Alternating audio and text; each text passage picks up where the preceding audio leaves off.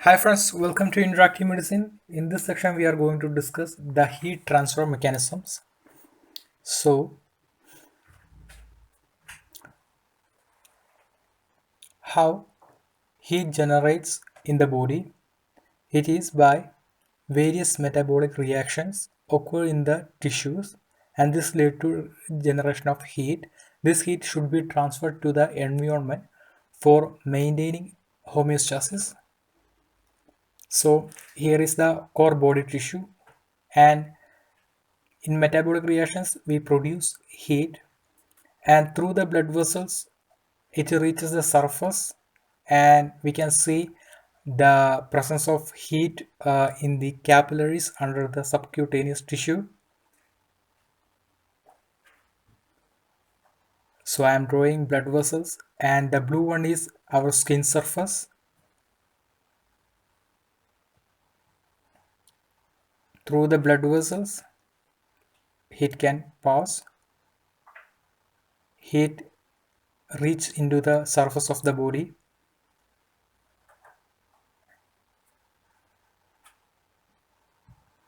and first mechanism I am going to say that evaporation. It is the process that the liquid is converted to gas. It is done by with the help of energy. It occurs only if temperature of the environment greater than temperature of the skin. So second mechanism I am going to say that the convection. It is the heat loss by the form of fluids, maybe air particles or liquid particles. For example, dress reduces the heat emission by convection. Strong wind blow gives coolness. It is also by convection. For example, when we switch on fan, we get cool. And third mechanism, I'm going to say that conduction. So water is lying on the surface of body. So water molecules contacted with the skin surface here.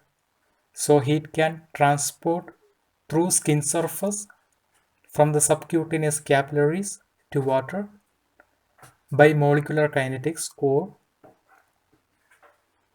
sorry transfer of heat through contacted molecules. We can see here. It is the conduction process. So last one, I am going to say that radiation. In this mechanism, the heat emit from the subcutaneous capillaries to environment as infrared rays. This process is called radiation.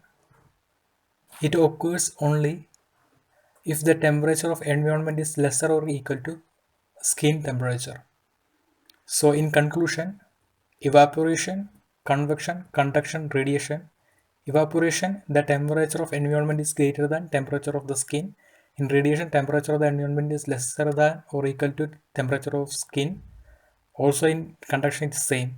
In evaporation, the liquid is converted to gas with the help of energy. This process occurs even when the body is not sweating. 22% of heat loss. This is the second most one. Convection and radiation are insufficient in this case.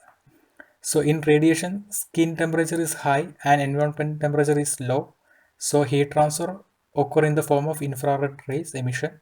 60% of heat loss occur here. This is the most common.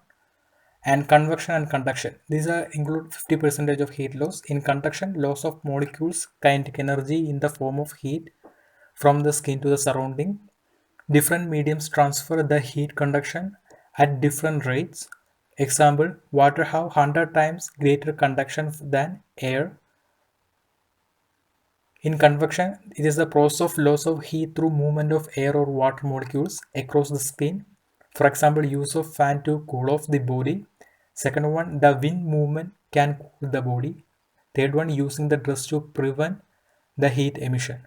So here we have a question. Here is the temperature is greater than normal temperature, which is 18 to 25 degrees Celsius. What mechanism? That is environment of the temperature is greater than skin temperature. Only possible in the mechanism with evaporation. This is the answer. In cold weather, with wind, people freeze quicker than without any wind. Increase heat emission. Which process? This is convection. cooling of the human body in water is much faster in the air, that is heat conduction. The process of heat emission of an undressed man at a temperature are researched in what way maximum quantity of heat. This is 60%. That is heat loss through radiation. In room temperature, it is radiation normally.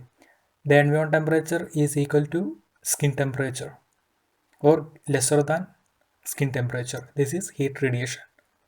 Undressed man in room temperature. That is the point.